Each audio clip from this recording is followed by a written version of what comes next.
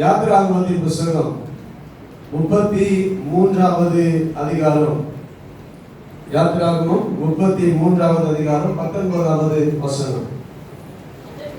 அதற்கு அவர், என்னுடைய தயையை எல்லாம் நான் உனக்கு முன்பாக கடந்து போக பண்ணி கர்த்தருடைய நாமத்தை உனக்கு முன்பாக கூறுவேன். எவன் மேல் கிருபையாய் இருக்க சித்தமாயிருப்பேனோ அவன் மேல் கிருபையாய் இருப்பேன்.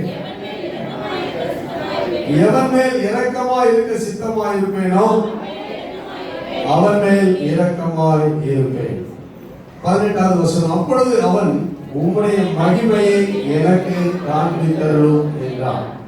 அதற்கு அவர், என்னுடைய தயையை எல்லாம் நான் உனக்கு முன்பாக கடந்து போக பண்ணி கர்த்தருடைய நாமத்தை உனக்கு முன்பாக கூறுவேன்.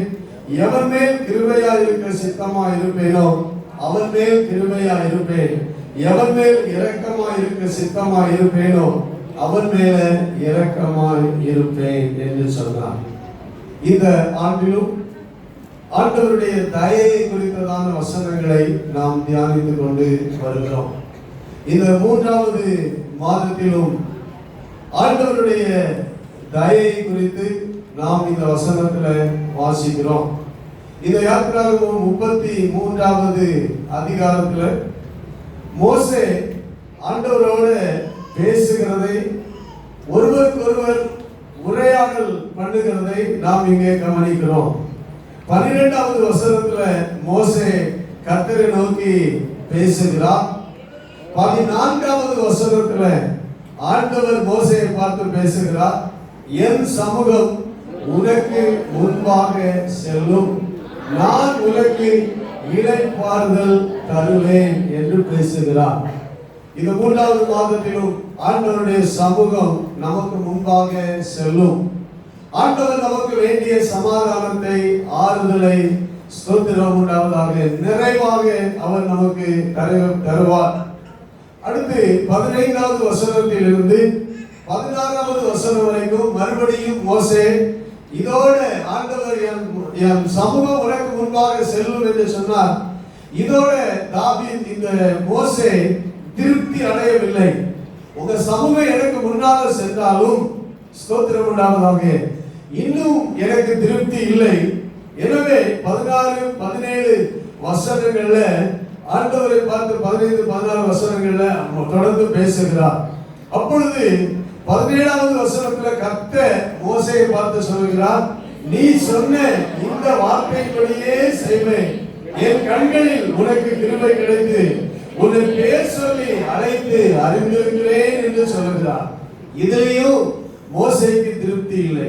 எனவே 3வது முறை ஆண்டவரிடத்துல மோசே ஒன்றை கேட்கிறார். எதை கேட்கிறார்? உம்முடைய மகிமையை எனக்கு காண்பித்தருளும் என்று கேட்கிறார். கர்த்தருக்கு மகிமை உண்டாவதாக.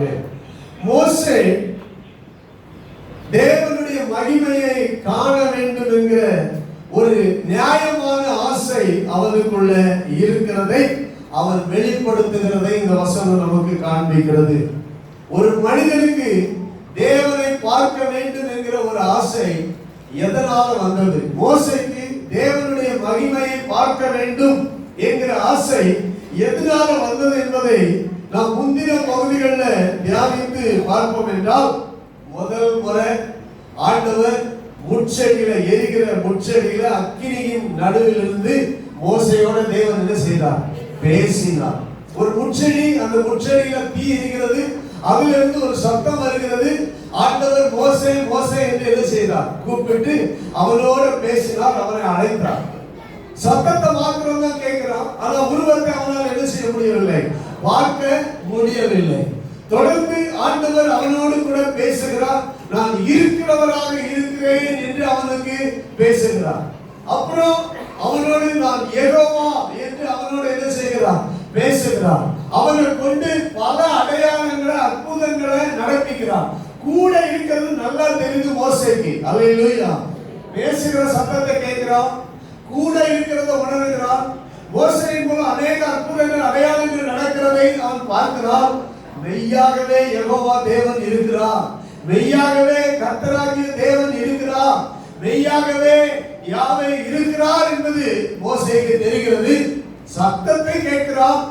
ஆனாலும் அவனுக்குள்ள இருந்த நியாயமான ஆசை என்னன்னா, பேசுகிறவர் ஒருவர் இங்கே இருக்கிறார், ஆனால் அவர் ஏன் தன்னை காண்பிக்க மாட்டேன் என்கிறார். அவருடைய மகிமையை நான் எப்படியாவது என்ன செய்ய வேண்டும், பார்க்க வேண்டும் என்கிற ஒரு நியாயமான ஆசை, விருப்பம் மோசேக்குள்ள வந்தது. கர்த்தருக்கு ஸ்தோத்திரம். ஹல்லேலூயா.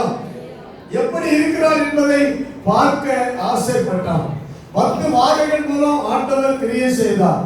அப்புறம் மோசே இஸ்ரவேல் ஜனங்களையும் செங்கடலை 2ஆக பிரித்து அதில் நடக்க செய்தார். அப்பொழுதும் கூட இருக்கிறார் என்பது நல்லா தெரிகிறது. ஆனால் அவரை பார்க்க முடியவில்லை. ஹல்லேலூயா. அவர் செய்கிற அற்புதங்களை பார்க்க முடிகிறது, ஆனால் அவரை பார்க்க முடியவில்லை. அவருடைய செயல்களை பார்க்கிறான், அவருடைய கிரியைகளை பார்க்கிறான், அவருடைய சத்தத்தை கேட்கிறான், ஆனால் அவர் மறைந்து இருக்கிறார். அவருடைய மகிமையை அவன் பார்க்க முடியவில்லை. எப்படி இருக்கிறார் என்பதை அவன் அறிந்து கொள்ள முடியவில்லை.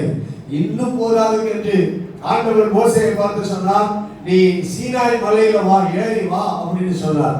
இந்த யாத்திராகமத்தினுடைய புஸ்தகத்துல 19வது அதிகாரம் 1வது வசனம் 3வது வசனம், இஸ்ரவேல் புத்திரர் எகிப்திலிருந்து புறப்பட்ட 3ஆம் மாதம் 1ஆம் நாளிலே சீனாய் வனாந்தரத்தில் சேர்ந்தார்கள். இன்றைக்கு நாம 3வது மாதம் 1வது நாள்ல நாம வந்திருக்கிறோம்.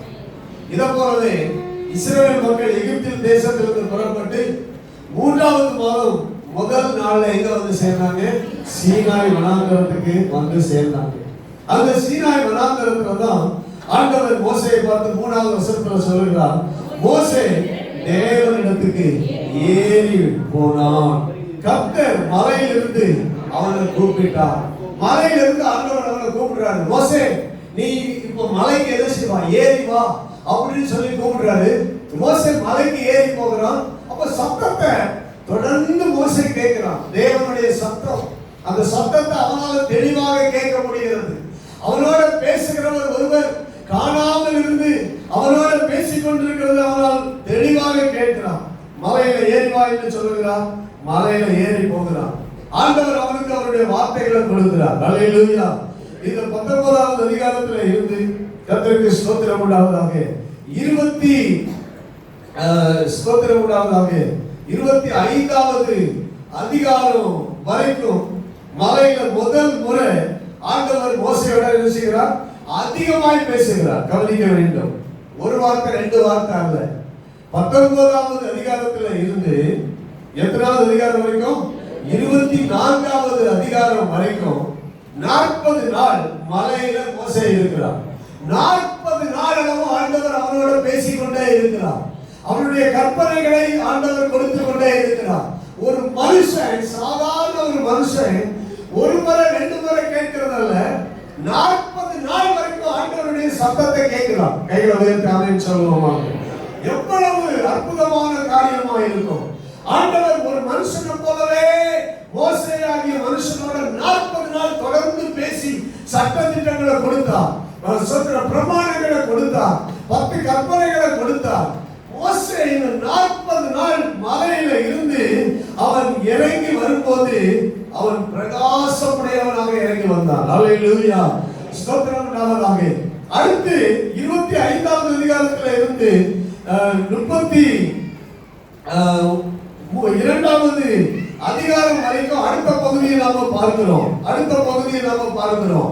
மோசே மறுபடியும் என்ன செய்கிறார், இந்த பகுதியில மோசே மலையில இருந்து ஆண்டவர் நியாயப்பிரமாணத்தை கற்பலகைகளை கொடுத்தார்.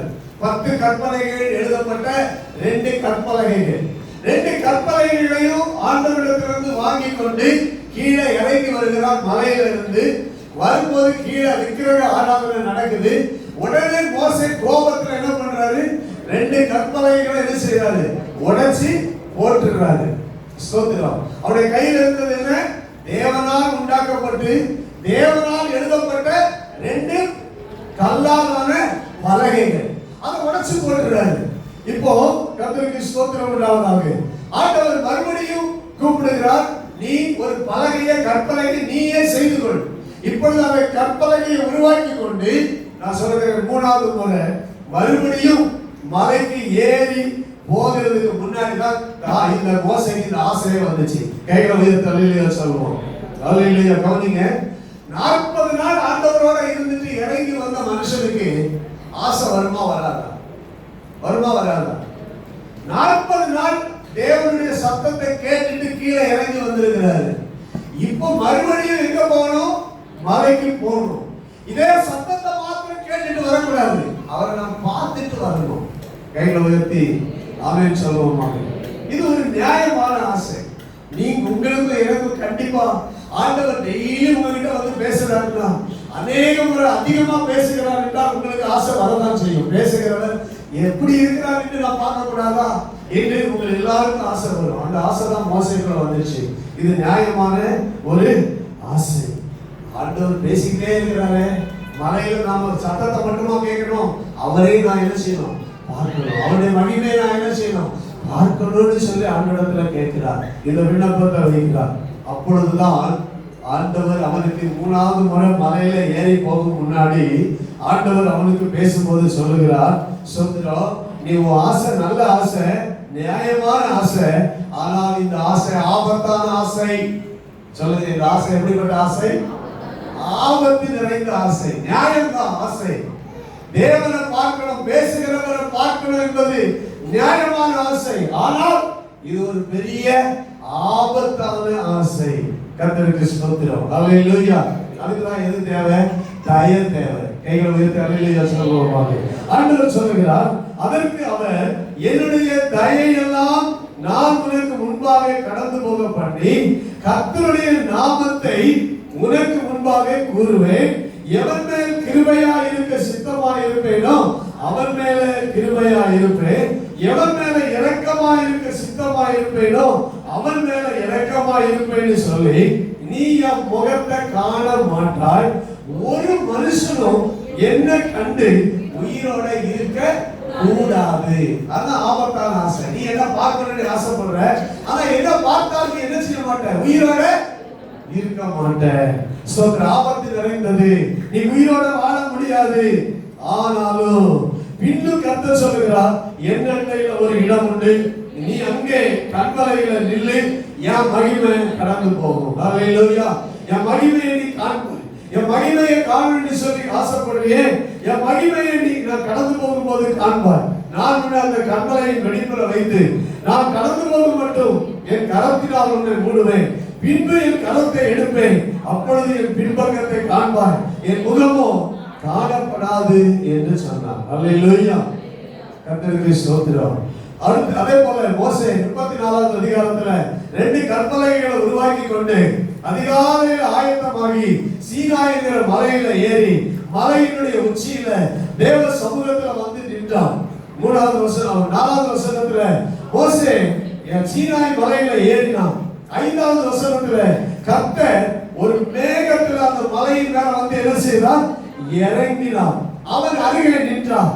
கர்த்தருக்கு ஸ்தோத்திரம். அல்லேலூயா. அவன் அருகே வந்து என்ன செஞ்சாரு? நின்னுட்டாரு. ஆனா என்ன செய்ய முடியல? பார்க்க முடியல.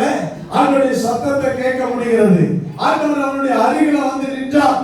நின்று அவன் ஆண்டவரை காண வேண்டும் என்றால், அவருடைய மகிமையை காண வேண்டும் என்றால் ஸ்தோத்திரம் உண்டாவதாக. அந்த ஆபத்தான ஆசையிலும் ஸ்தோத்திரம் உண்டாவதாக. ஆண்டவர் அவன் ஆசையை நிறைவேற்ற என்ன செய்தார் என்பதுதான் நாம் இன்றைக்கு தியானிக்கிறோம். அல்லேலூயா. நியாயமான ஆசை, அது ஆபத்து நிறைந்த ஆசை. ஆனாலும் தேவன் அவனுடைய ஆசையை நிறைவேற்றுவதற்கு என்ன செய்தார் என்றால், ஆசை நிறைவேற்றப்படுவதற்கு தயை வேண்டும். கைகளை உயர்த்தி ஆமென் சொல்லுவோம். ஒரு மனிதனுடைய ஆசை நிறைவேற வேண்டுமானால் தேவனுடைய தயை வேண்டும். ஸ்தோத்திரம். தயை கிடைக்காவிட்டால் மனிதனுடைய ஆசை என்ன செய்யாது? நிறைவேறாது. தேவனுடைய தயைகள் வேண்டும். அதனால்தான் சொன்னார், எவன் மேல நான் இரக்கமாய் இருக்க சித்தமாய் இருப்பேனோ அவன் மேல நான் இரக்கமாய் இருப்பேன். எவன் மேல நான் கிருபையாய் இருக்க சித்தமாய் இருப்பேனோ அவன் மேல நான் கிருபையாய் இருப்பேன். மோசேயே, உன் மேல எனக்கு கிருபை உண்டு, உன் மேல எனக்கு இரக்கம் உண்டு. என் தயை எல்லாம் நான் இப்போ கடந்து போக பண்ணி நான் என் மகிமையை உனக்கு காண்பிக்க போகிறேன். அல்லேலூயா. தயை கடந்து போகாவிட்டால் நீ என் மகிமையை காண முடியாது. என் தயை எல்லாம் நான் கடந்து உனக்கு எல்லாவற்றையும் நான் என்ன செய்வேன், உனக்கு முன்பாக கடந்து போக பண்ணுவேன் என்று சொன்னார். ஸ்தோத்திரம் உண்டாவதாக. ஹல்லேலூயா.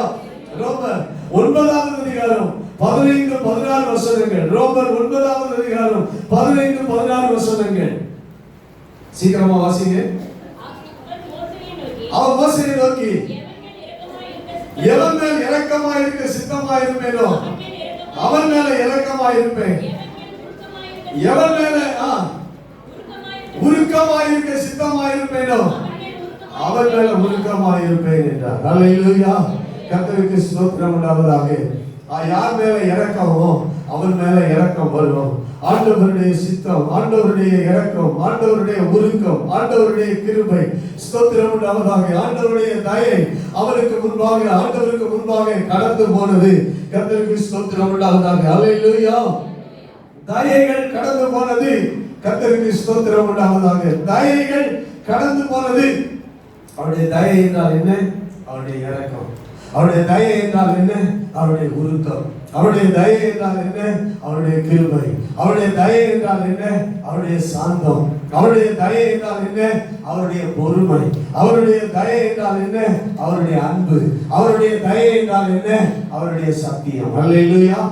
தயைகள் எல்லாம், தேவனுடைய தயைகள் எல்லாம் ஸ்தோத்திரம் உனக்கு எனக்கு முன்பாக என்ன செய்யும்? கடந்து போகும். இதெல்லாம் தயைகள். கர்த்தருக்கு ஸ்தோத்திரம் உண்டாவதாக.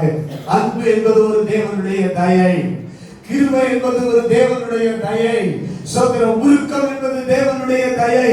இரக்கம் என்பது தேவனுடைய தயை. ஸ்தோத்திரம் உண்டாவதாக. சாந்தம் என்பது தேவனுடைய தயை.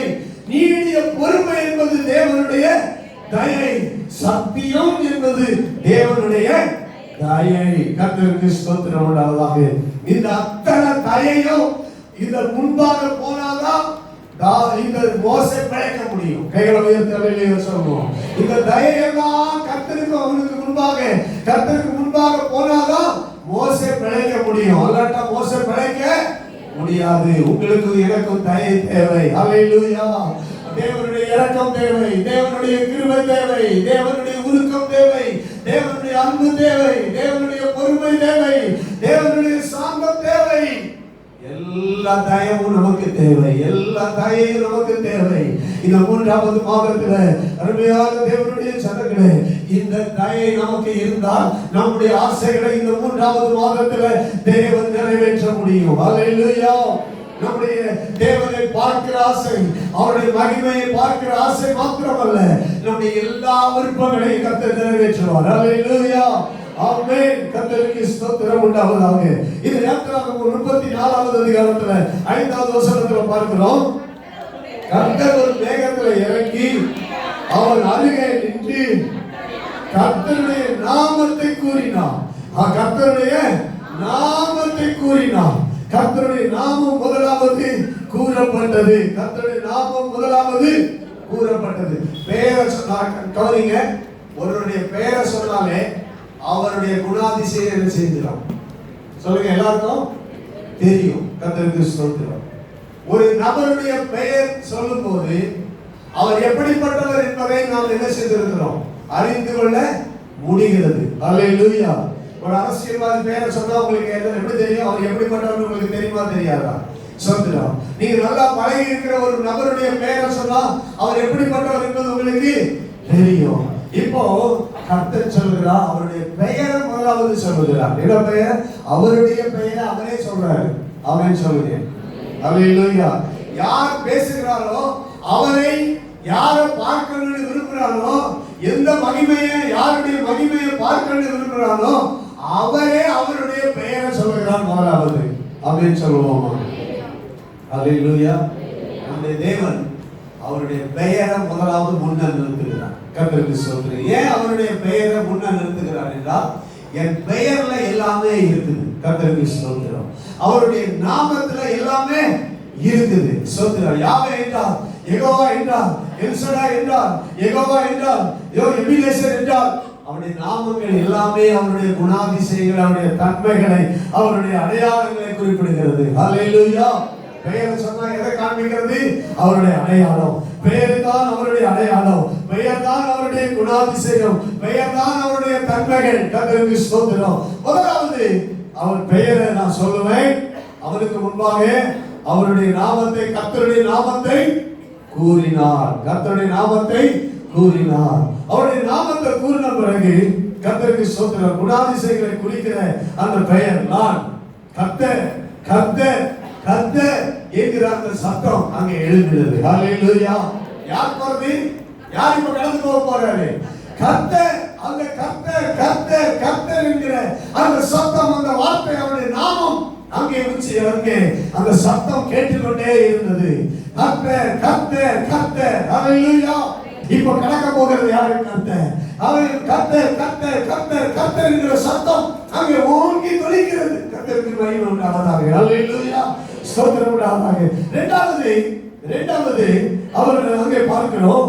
6வது வசனம், கர்த்தர் அவருக்கு முன்பாக கடந்து போகிற போது அவர் கர்த்தர் கர்த்தர் அடுத்து இரக்கமும் கிருபையும் நீடிய சாந்தமும் மகா தயையும் சத்தியமுள்ள தேவன்.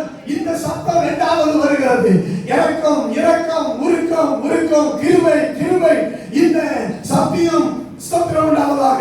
நீடிய சாந்தம் மகா தயை.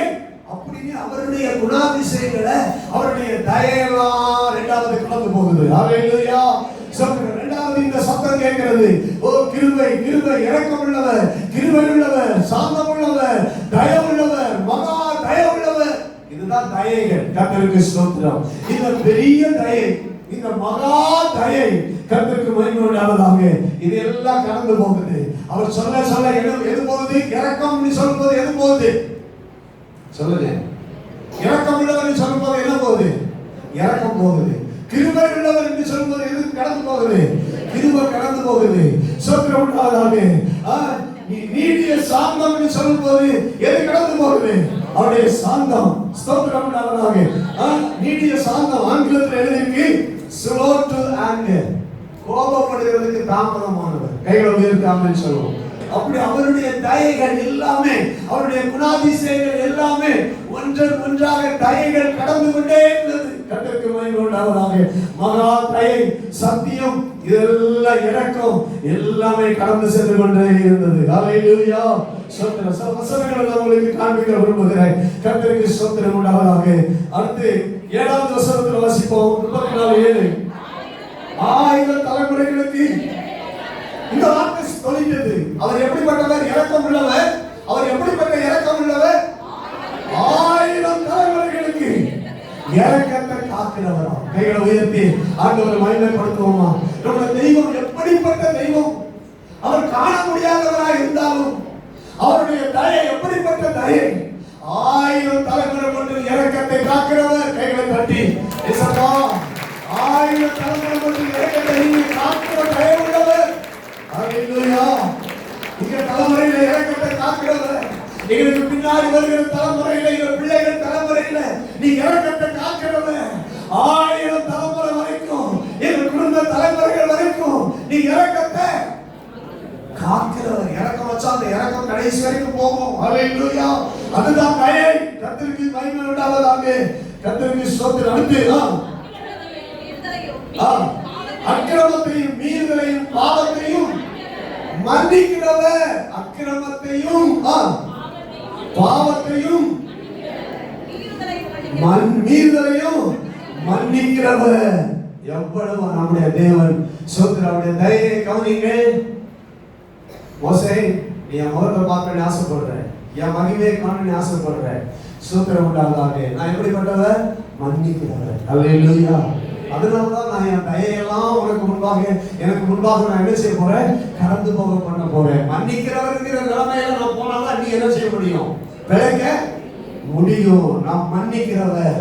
கர்த்தருக்கு ஸ்தோத்திரம். அக்கிரமத்தை மன்னிக்கிறவர், மீறுதலை மன்னிக்கிறவர், பாவத்தை நாம் மன்னிக்கிறவர். இதுதான் என் குணாதிசயம், இதுதான் என் பண்பு, இதுதான் என் அடையாளம், இதுதான் என் தயை என்று ஆண்டவர் தன்னை பற்றி சொல்லுகிறார். கைகளை தட்டி ஆண்டவர் மகிமை கொடுக்கிறோமாக. ஹல்லேலூயா. தேவனுடைய பிள்ளைகளே, இந்த தெய்வத்தை குறித்து நீங்கள் என்ன அறிந்திருக்கிறீர்கள்? அநேகர் ஆண்டவரை குறித்து என்ன நினைக்கிறாங்கன்னா, ரொம்ப கோபம் உள்ளவர், ரொம்ப கண்டிக்கிறவர், ரொம்ப பயங்கரமானவர், ரொம்ப ரொம்ப மோசமானவர் இல்லவே இல்லை. நம்ம உண்டாக்கிற தகப்பன் அப்படி இருப்பாரா? நம்ம உண்டாக்கிற தகப்பன் அப்படிப்பட்டவரா? இந்த வாழ்க்கையும் பூமியை உண்டாக்கி நம்மையும் ஒவ்வொரு மனுஷனையும் உண்டாக்கினவர் சொந்தம் உண்டாவதாக. இந்த தேவனை போல அன்புள்ள தேவன் ஒருவரும் இல்லை. இந்த தேவனை போல இரக்கம் உள்ளவர் ஒருவரும் இல்லை. இந்த தேவனை போல உருக்கம் உள்ளவர் ஒருவரும் இல்லை. இந்த தேவனை போல நீடிய சாந்தம் உள்ளவர் ஒருவரும் இல்லை. இந்த தேவனை போல பூரண கிருபை உள்ளவர் ஒருவரும் இல்லை. இந்த தேவனை போல பூரண சத்தியம் உள்ளவர் ஒருவரும் இல்லை. ஆமென் சொல்லுவோம். இவர்தான் தயை உள்ளவர்.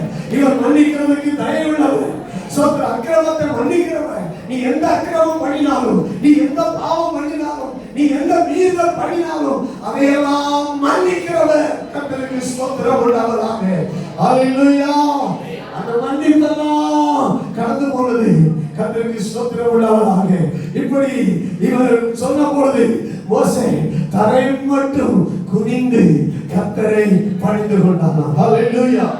வசனத்தை வேகமா நான் வாசிக்க விரும்புகிறேன். நான் டைமுக்கு நான் முடிச்சிடுவேன். அதனால சோதரம் சங்கீதம் 103வது சங்கீதம் 8-9 வசனங்கள். 103வது சங்கீதம் 8-9 வசனங்கள். கர்த்தர் உருக்கமும் இரக்கமும் நீடிய சாந்தமும் மிகுந்த கிருபை உள்ளவர். அவர் எப்பொழுதும் கடிந்து கொள்ளார், என்றென்றைக்கும் கோபம் கொண்டிருக்கிறார். நல்லா சொன்னா சத்தமா வாசிங்க எல்லாரும்.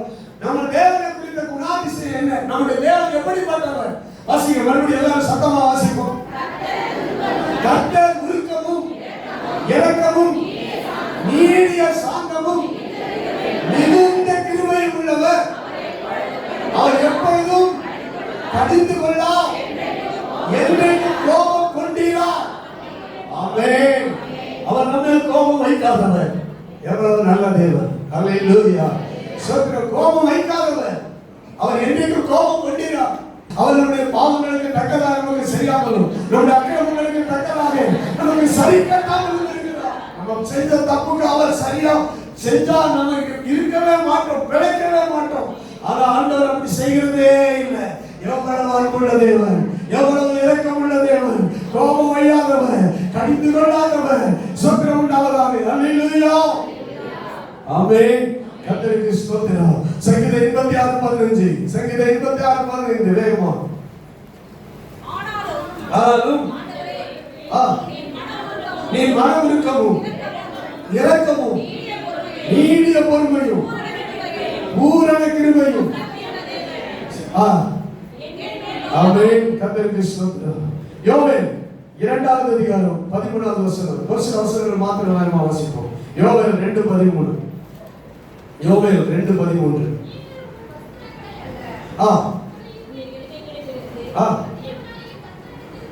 திரும்புங்க, நீங்க திரும்புங்க. அவர் இரக்கமும் மனவுருக்கமும் நீடிய சாந்தமும் மிகுந்த கிருபையும் உள்ளவர். கைகளை தமிழ் சொல்லுவாங்க. அவரை குறித்து எழுதப்பட்டது எல்லாமே பழைய ஏற்பாட்டிலும் சரி புதிய ஏற்பாட்டிலும் சரி அவர் இரக்கம் உள்ளவர், உருக்கம் உள்ளவர், நீடிய சாந்தம் உள்ளவர். அவருடைய கோபம் அப்படின்னாலும் ஒரு இடத்துல இருக்கு. அவருடைய கோபம் எப்படிப்பட்டது? ஒரு நிமிஷம். அவருடைய தயவோ நீடிய வாழ்வு. கர்த்தருக்கு ஸ்தோத்திரம். ஒரு நிமிஷம் தான் அவருடைய, ஒரு நிமிஷம், ஒரு நொடிதான் அவருடைய கோபம். அப்படி வந்தாலும் அதுக்கு மேல அவருடைய கோபம் என்ன செய்யாதான், இருக்காதான். ஆனா அவருடைய தயவு நீடிய வாழ்வா. அப்படின்னா எவ்வளவு தயவு பெருசு பாருங்க. கைகளை உயர்த்தி அல்லேலூயா சொல்லுவோம். அல்லேலூயா. ஆமென். ஸ்தோத்திரம் உண்டாவதாக. அல்லேலூயா. ஸ்தோத்திரம். இன்னும் யோனாவின் புத்தகம் 4வது அதிகாரம் 2வது வசனம். யோனா 4வது அதிகாரம் 2வது வசனம். கர்த்தாவே சொல்லலையா? இது நிமித்தமே நான் முன்னமே தர்சிசுக்கு ஓடி போனேன். நீ இரக்கம். காதிங்க, எல்லாரும் காதிங்க. நீ இரக்கம் உள்ளவர், உருக்கம் உள்ளவர். ஆமென். மன உருக்கமும் நீடிய சாந்தமும் மிகுந்த நீடிய பொறுமை மிகுந்த கிருபை உள்ளவர். நீங்க தீங்குக்கு மனஸ்தாபப்படுகிற தேவன். கைகளை தட்டி ஆண்டவரை மகிமைப்படுத்தும். தீங்குக்கு ஆண்டவர் என்ன பண்ணுவாராம்? மனஸ்தாபப்படுவாராம். எனக்கு கருமையான தேவனுடைய பிள்ளைகளே, நம்முடைய தேவனை போல ஒரு தேவன் இல்லை. நல்லா புரிஞ்சுக்கோங்க. தேவனை புரிந்து கொள்ள வேண்டும். அல்லேலூயா. தேவனை அறிந்து கொள்ள வேண்டும். தேவனை நாம் நல்ல வாழ்க்கையில ருசித்து கொள்ள வேண்டும். கர்த்தருக்கு ஸ்தோத்திரம். தீங்குக்கு மனஸ்தாபப்படுகிற தேவன் நம்முடைய தேவன். அவர் கோபம் கொள்ளுகிறவர் அல்ல, அவர் கடிந்து கொள்ளுகிறவர் அல்ல. ஸ்தோத்திரம் உண்டாவதாக. யாரையும் கடிந்து கொள்ளார். யாக்கோபுல ஒரு வசனம் இருக்குது. என்ன வசனம்? ஒரு ஞானத்தில் குறைவுள்ளவராக இருந்தால் கொடுக்கிறவரும் ஒருவரையும் கடிந்து கொள்ளாதவருமாகிய கைகளை சொல்லுங்க. யாரை யாப்பா கேட்கிறா அப்படின்னு சொல்ல மாட்டாரு. உனக்கு இது தேவையா அப்படின்னு கேட்க மாட்டாரு. நான் உனக்கு இதை கொடுக்க மாட்டேன்னு சொல்ல மாட்டாரு. அவன் சொல்லுவாங்க, நீ கேட்டா உனக்கு கிடைக்கும் அப்படின்பாரு. உனக்கு தகுதி இருக்கான்னு கேட்க மாட்டாரு. சொல்ற நீ உனக்கு தகுதியை இல்லாட்டாலும் கேட்டா ஞானத்தை கொடுப்போம். கைகளை தட்டி ஆண்டவரை மகிமைப்படுத்துவோம். அல்லேலூயா. அவன் ஒருத்தரை கடிந்து கொள்ள மாட்டான். இந்த தேவன் தான் நீங்களும் நான் ஆராதிக்கிற தேவன். கர்த்தருக்கு ஸ்தோத்திரம். அல்லேலூயா. ஸ்தோத்திரம் உண்டாவதாக. ஒருவரை கடிந்து கொள்ளாதவர். ஏசாயா தீர்க்கதரிசன புத்தகம் 55வது அதிகாரம் 7வது வசனம். ஏசாயா 55:7. ஏசாயா 55:7. மன்னிக்கிறவனுக்கு தயை தந்திருக்கிறார். இன்னும் ஒரு முறை சத்தமா சொல்லுங்க. அவர் மன்னிக்கிறவனுக்கு என்ன தந்திருக்கிறார்? தயை. தயை தந்திருக்கிறார். அவ்வளவு திரளான தயை அவரிடத்தில் இருக்குது. அவர் மன்னிக்கிறதுக்கு தயை தருத்தவர். அவர் ஒவ்வொருவரையும் மன்னிக்கிறார். மன்னிக்கிற தேவன். அல்லேலூயா. ஸ்தோத்திரம் உள்ளவராக. தயை. அதனால்தான் மோசேயை பார்த்து சொன்னார், என் தயையெல்லாம் நான் என்ன செய்வேன்? எனக்கு முன்பாக கடந்து போக பண்ணி என் நாமத்தை கூறுவேன். என் தயையெல்லாம் எனக்கு முன்பாக என்ன செய்வேன்? கடந்து போக பண்ணுவேன். மூணாவது, என் கரத்தா ஸ்தோத்திரம் உண்டாவதாக. அந்த கண்மலையினுடைய வெடிப்பு, மலையின் உச்சியில ஒரு வெடிப்புள்ள கண்மலை உண்டு. பிதாவாகிய தேவனுக்குள்ள இயேசு கிறிஸ்து என்கிற வெடிப்புள்ள கண்மலை உண்டு. அந்த கண்மலையின் வெடிப்புல உன்னை வைத்து என் கரத்தினால உன்னை மூடுவேன், என் கரத்தை எடுப்பேன், நீ என் மகிமையை காண்பார். கைகளை உயர்த்தி ஆமென் சொல்லுவோமாக. அல்லேலூயா. கர்த்தருக்கு மகிமை உண்டாவதாக. ஆண்டவர் கரத்தை மூடி கரத்தை எடுக்கிறவர். அல்லேலூயா.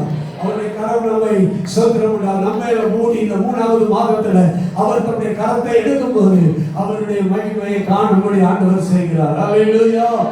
ஆண்டவருடைய கரம் எப்படிப்பட்ட கரமா இருக்கிறது? நம்ம அரவணைக்கிற கரமா இருக்கிறது. அல்லேலூயா. ஆமென். நம்மை பாதுகாக்கிற கரமா இருக்கிறது. அல்லேலூயா. அவருடைய கரம் மூடலன்னா என்ன நடந்திருக்கும்? அவருடைய கரம் மூடலன்னா என்ன நடந்திருக்கும்? செத்து போயிருக்கும். அங்கே உயிர் போயிருக்கும். அவ்வளவு வல்லமையுள்ள தேவன், அவ்வளவு மகா பெரிய தேவன். சோத்திரம். வேகத்துல இறங்கிட்டார். வான் மேல சோத்திரம் உண்டாவதாக. வான மண்டலங்களில் இருக்கிறவர். வானம் அவருக்கு சிங்காசனம், பூமி அவருக்கு பாதபடி. சோத்திரம். அவ்வளவு பெரிய மகா பெரிய தேவன். அவருடைய மகா தயையை அவனுக்கு முன்பாக கடந்து போக பண்ணி சோத்திரம் அவனுடைய நாமத்தை கூறி சோத்திரம் அவனுடைய கரத்தினால் அவனை மூடி சோத்திரம் அவனை கரத்தை எடுத்தாரு. அவருடைய மகிமை அவன் காணும்படி செய்கிறார். அல்லேலூயா. கைகளை தட்டி ஆண்டவர் மகிமை கொடுத்தவங்க. அல்லேலூயா. கர்த்தருக்கு ஸ்தோத்திரம் உண்டாவதாக. ஆமென். இன்றைக்கும் இந்த காலை ஆராதனைகளிலும் உங்கள் தேவனுடைய தயை எல்லாம் உங்களுக்கு உண்டு. இந்த 3வது மாதத்துல உங்களை பிழைக்க வைக்கிற தேவனுடைய தயை உங்களுக்கு உண்டு. உங்களை வாழ வைக்கிற தேவனுடைய தயை உங்களுக்கு கர்த்தருக்கு ஸ்தோத்திரம் உங்களுக்கு உண்டு. உங்களை மன்னிக்கிற ஒரு தயை உங்களுக்கு உண்டு. அல்லேலூயா. உங்களை எப்போதும் மன்னிக்கிற ஒரு தயையை கர்த்தர் வைத்திருக்கிறார். உங்களை ரட்சிக்கிற ஒரு தயையை கர்த்தரிடத்துல உண்டு. அல்லேலூயா. அவன் ஒரே ஒரு வசனத்தை மட்டும் வாசித்து நான் முடிக்கிறேன். புதிய ஏற்பாட்டுல அவருடைய தயையை குறித்த வசனம் தீத்துவின் புத்தகம் 3வது அதிகாரம் 4-5 வசனங்கள். தீத்து 3வது அதிகாரம் 4-5 வசனங்கள். நம்முடைய இரட்சகராகிய தேவனுடைய தயையும் மனுஷர் மேலுள்ள அன்பும் பிரசன்னமான போது நாம் செய்த நீதியின் கிரியைகள் நிமித்தம் அவர் நம்மை ரட்சியாமல் தமது இரக்கத்தின்படியே மறுஜென்மம் கொடுக்கினாலும் பரிசுத்த ஆவியினுடைய புதிதாக்குதலினாலும் நம்மை ரட்சித்தார். நம்முடைய இரட்சகராகிய தேவனுடைய தயையும் அன்பும் இந்த பூமியில பிரசன்னமானது. ஆண்டவர் இயேசு கிறிஸ்து காணக்கூடாதவராக இருந்தவர். இந்த உலகத்துல கவனிங்க, மகிமையை காண முடியாது, அப்படிதானே? மோசே மகிமையை காண ஆசைப்பட்டார். அந்த ஆசையை தேவன் என்ன செய்தார்? அவருடைய நாமத்தை கூறி, அவருடைய எல்லா தயையை கூறி என்ன செய்தாரு? கையை வச்சு எடுத்து அந்த மகிமையை காணும்படி செய்தார். புதிய ஏற்பாட்டுல எல்லாரும் தேவனை காணும்படி சொல்கிறோம். அவருடைய தயையும் அவருடைய அன்பும் இயேசு கிறிஸ்து என்கிற பெயர்ல இந்த பூமியில மனுஷனா வந்தாரு. கைகளை உயர்த்தி அப்படின்னு சொல்லுவோமா? அல்லேலூயா. அவருடைய தயையும் அவருடைய அன்பும் மனுஷன் என்ன செய்து பிரசன்னமானது, இந்த பூமியில பிரசன்னமானது, கடந்து வந்தது. சொல்கிறோம், நாம் அவர் நம்மை தேடி வந்தார். நாம் அவருடைய மகிமையை பார்க்க, அவரை காண, அவரே தன்னை இந்த பூமிக்கு கொண்டு வந்தார். கைகளை உயர்த்தாம சொல்லுவோமா? அல்லேலூயா. கர்த்தருக்கு ஸ்தோத்திரம். அவர் கொண்டு வந்து நம்முடைய நீதியின் கிரியைகள் நிமித்தம் நம்மை ரட்சியாமல் அவருடைய இரக்கத்தின்படிதான் நம்மை அவருடைய பிள்ளையாக மாற்றினார். அவரை காண போகிறோம், அவருடைய மகிமையை நாம் காண போகிறோம், அவருடைய சத்தத்தை நாம் கேட்க போகிறோம், அவரோடு நாம் வாழ போகிறோம், அவரோடு கூட இருக்க போகிறோம். நான் உன் கூட இருக்கிறேன், என் சத்தத்தை நீ கேட்டு வாழ போகிறாய், என் பிரசன்னம் எப்போதும் உன் கூட இருக்கிறதா. அவர் நம்முடைய மத்தியில பிரசன்னரானார். அல்லேலூயா, அல்லேலூயா, அல்லேலூயா. ஆமென். கர்த்தருக்கு ஸ்தோத்திரம். இன்றைக்கு ஆண்டவரே உங்க மகிமை எனக்கு காட்டும் என்று கேட்க வேண்டியதில்லை. ஸ்தோத்திரம். அவர் இன்னைக்கு பிரசன்னராக இருக்கிறார். அல்லேலூயா. அவருடைய தயையும் அவருடைய அன்பும் அவருடைய கிருபையும் அவருடைய இரக்கமும் அவருடைய உருக்கமும் அவருடைய நீடிய சாந்தமும் அவருடைய நீடிய பொறுமையும் நம்மோடு கூட பிரசன்னமாயிடுச்சு. அவர் மனுஷனா வந்துட்டார். அல்லேலூயா, அல்லேலூயா.